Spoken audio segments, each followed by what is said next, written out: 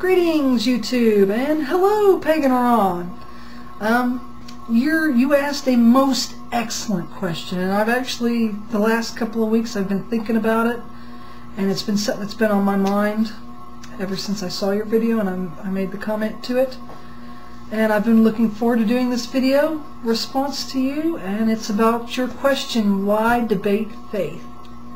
And I actually found two answers. I pondered this, I pondered, and I come up with two answers.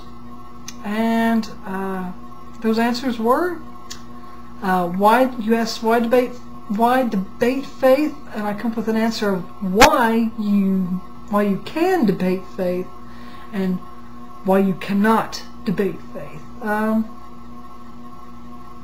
Let's see, what one should I start with? How about I start with the why you can't?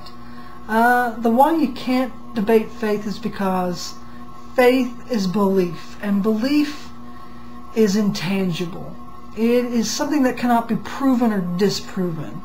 Not through experimentation, not through tangible facts, because belief is intangible.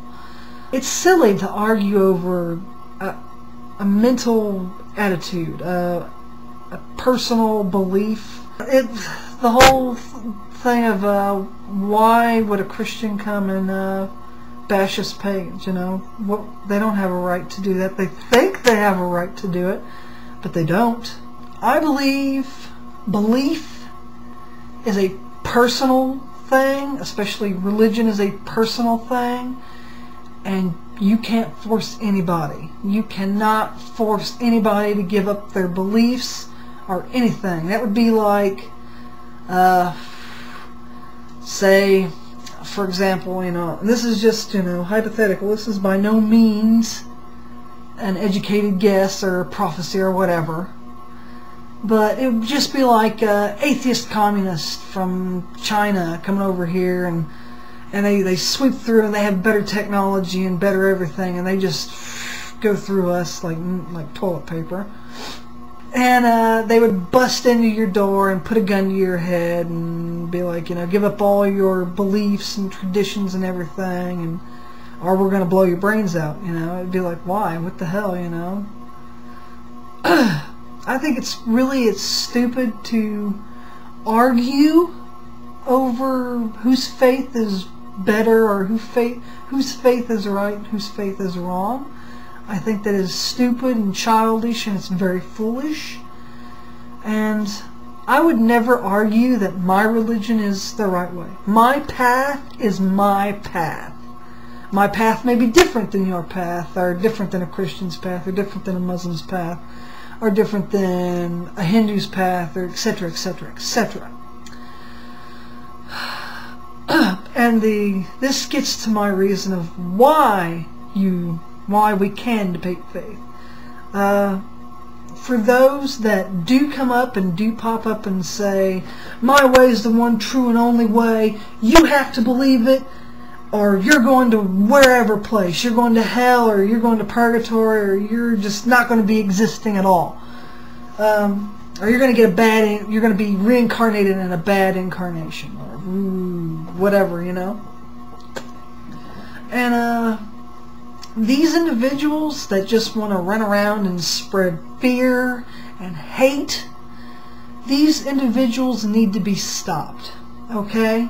It's not good to spread hate.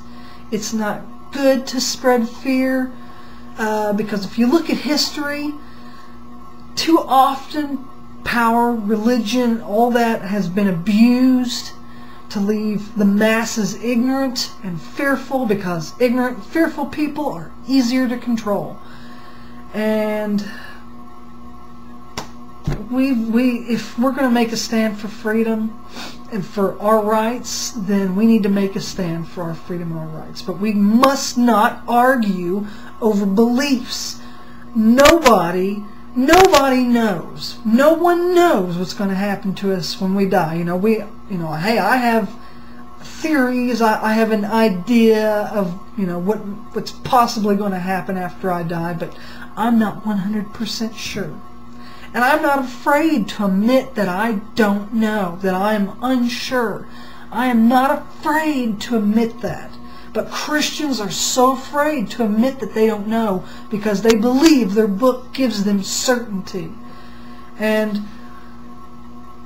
yes, you can listen to that book, but man, that book is more about guidelines than about an absolute set-in-stone way. The book has been retranslated and rewritten, and things have been taken out of it, things have been put in, that no one knows how it was originally supposed to be interpreted. Does anyone know ancient Hebrew or ancient Greek well enough to interpret the Old Testament and the New Testament? I don't know ancient Hebrew to do that, but I would sooner listen to a translation or to the ancient Hebrew version than I would to an English version. I hold more credit to the ancient Greek and ancient Hebrew versions than I do to the English versions. The King James Version has been perverted. The NIV has been perverted. All English translations of the Bible have been perverted. And like I said before, these people who want to run around and scream that they have absolute truth need to be put into their place. I'm not saying destroy their faith. I'm saying they need to be put in their place. And they need to know that there is uncertainty in this life. Nothing is absolute. Nothing is. The earth is not going to be here forever. Their holy book is not going to be here forever. It's only going to last as long as the paper it is printed on. And if humans go extinct tomorrow, that's not going to be very long. Paper doesn't last that long. Within 100 years, all printed versions of the Bible are going to deteriorate. That Word of God is not going to last for all time. Maybe as long as there's Jewish people alive, or Christians alive, or Muslims alive, but if there's no people, who's going to perpetuate this Word of God? I'm going to make a video about my own personal views, and I know this turned into a rant. I'm sorry, forgive me. But yeah, there's the two answers for you. There's two answers for you, PaganRon. Why we can debate faith and why we cannot. We can't argue it. Get over it. We have to remind our fellow human beings that belief is an intangible thing, and there's uncertainty in this world. We cannot escape that. And while yes, there may be some things certain, like death is certain, change is certain, and choice is certain. These are three things I've noticed that are certainties in life. These are hardly absolutes. Hardly. But there's your two answers for you, PaganRon. So, I hope this was informative, even though it turned into a rant. Once again, I apologize for that. I'm going to make another video, which is going to be for ranting. I hope this was insightful. I'm trying to get as much of it out as I can. I had some stuff here written down, but I believe I spoke from the heart. Take it or leave it. Whatever. Live and let live, I say. And I really appreciated you asking this question, PaganRon, because that really did make me stop and think. It really did. It made me think about it, like, yeah, because all this stuff had been going on with the whole Blue Fire Witch and that warfare of spirit, preach the words, Olivia Scriptures, Nathan, whatever the heck he wants to call himself. And